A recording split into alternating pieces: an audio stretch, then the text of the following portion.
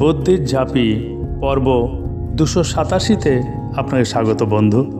এখানে 3টে ঘরে 3টে ছবি আছে এবং একটা ঘর ফাঁকা আছে। 1, 2, 3 পরপর 3টে ছবি থেকে একটা করে অক্ষর নিয়ে একটা অর্থপূর্ণ শব্দ বানাতে হবে, যেটা বসবে চতুর্থ ঘরটায়, যা আপনি নিশ্চয়ই পারবেন। আপনি ভাবার জন্যে 20 সেকেন্ড সময় পাবেন। তারপর আপনি আপনার উত্তর কমেন্ট বক্সে লিখে দিন।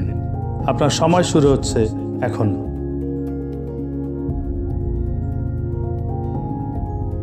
এইরকম আরও ধাঁধা পেতে আমার ফেসবুক প্রোফাইলটা ফলো দিয়ে রাখুন এবং আইবি ক্রিয়েশনস ইউটিউব চ্যানেলটা সাবস্ক্রাইব করে রাখুন।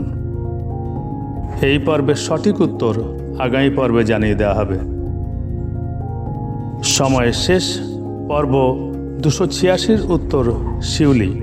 পরবর্তী ধাঁধার আসর বুদ্ধির ঝাঁপিতে আপনার সঙ্গে আবার দেখা হবে। ভালো থাকবেন। ধন্যবাদ।